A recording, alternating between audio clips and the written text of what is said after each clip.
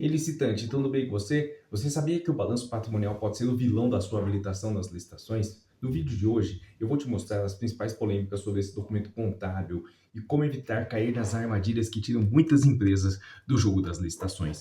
Se você participa de licitações ou pretende entrar para esse mercado, fica comigo até o final. Bora pro vídeo? Mas antes, já deixa o like e ativa o sininho para mais notificações. Antes de tratarmos das polêmicas efetivamente sobre o balanço patrimonial, gostaria de falar com os senhores um pouquinho sobre a finalidade. Para que serve o balanço patrimonial nas licitações?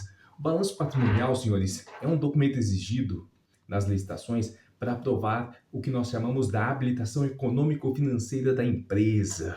Ou seja, ele se presta a demonstrar que a empresa tem boa saúde financeira e tem condições, ou seja, tem patrimônio líquido suficiente para executar o objeto licitado, ou seja, para assumir essas obrigações com o poder público. É meio que uma garantia, né, para a administração que esse contrato é viável, é possível ser executado.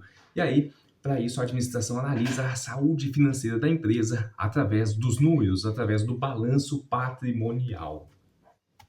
No entanto, o balanço patrimonial é um requisito de habilitação extremamente complexo e em torno deles pairam muitas controvérsias, muitas polêmicas. E aí eu não digo polêmicas em relação ao aspecto material do balanço, mas sim em relação a aspectos formais da apresentação deste documento. A primeira questão que nós temos, que tem uma discussão muito ferrenha jurídica de fundo, é a questão de quando se considera exigível o último exercício social, ou seja, quando se dá a data de encerramento do exercício, porque os senhores que participam de licitação ou que vão participar devem saber que o balanço patrimonial, pela nova lei de licitações, são exigíveis as duas últimas demonstrações contábeis, os dois últimos exercícios sociais. Na Lei 866 era apenas um exercício social, o último exercício social. A nova lei trouxe essa ideia dos dois últimos exercícios sociais. E aí, para nós nos atentarmos a qual momento em que esse último exercício social passa a ser exigível. Porque, por exemplo, no exercício de 2025, no momento que eu gravo esse vídeo para os senhores, nós estamos no mês de maio, já é exigível o exercício social de 2024, maio de 2025, o 2024 estará exigível, a depender do entendimento que se adotar, sim, né? E aí vou trazer aí para os senhores que há uma grande divergência nesse sentido, mas o entendimento majoritário que nós temos aí, inclusive aí com alguns respaldos do Tribunal de Contas da União, é que com base no artigo 1078, inciso 1 do Código Civil, o exercício social, o último exercício social, as últimas demonstrações contábeis do último exercício social, elas passam a ser exigíveis a partir de 30 de abril, né? É a data em que se torna, então, obrigatória pela legislação civil do balanço patrimonial. Então, uma licitação cujo edital foi publicado, está vigente a partir de 1º de maio, ela pode já, por exemplo, 1º de maio de 2025, ela possa exigir o balanço patrimonial de 2024 por esse entendimento, né? E aí seria 2024, 2023. Por outro lado, uma licitação cujo edital foi publicado em abril ou março, fevereiro, os dois últimos exercícios sociais serão 2023 e 2022, porque 2024 nessa linha não é exigível, ainda não é exigível. No entanto, senhores, eu preciso alertá-los que esse entendimento ele não é tão pacífico, ele tem algumas divergências, né? Há quem aplique aí uma ideia de que o edital é que vai estabelecer essa regra, né?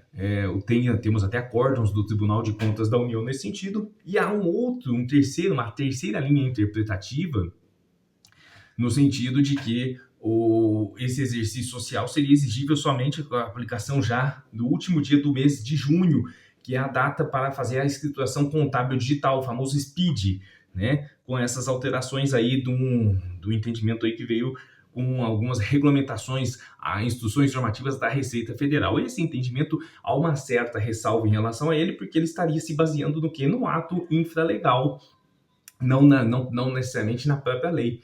Mas no âmbito do Tribunal de Contas da União, nós também temos entendimento nesse sentido, ou seja, nesse assunto eu tenho três posições, e todas elas nós vamos buscar e encontramos jurisprudências até no Tribunal de Contas da União. Em relação a esse do SPID, desse ato federal, tem no Tribunal de Justiça de São Paulo decisões contrárias, pois exatamente por quê? Porque consideram que é um ato infralegal que não poderia alterar essa data de apresentação do balanço que está previsto, segundo esse entendimento, no Código Civil. Tá? Então essa foi a nossa primeira polêmica. A polêmica número 2 diz respeito ao registro do balanço na junta comercial. A doutrina entende que, de fato, extrai lá do artigo 1078 do Código Civil que um dos requisitos do balanço seria o quê? O registro na junta comercial.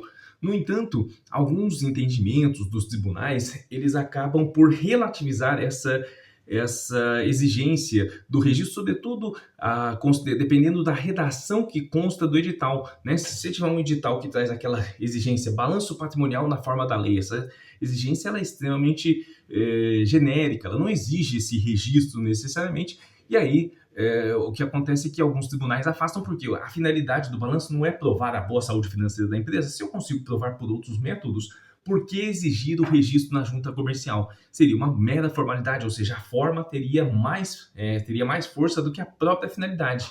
Não seria a ideia da finalidade do requisito, não é provar a ideia desse requisito é provar o que? A boa saúde financeira.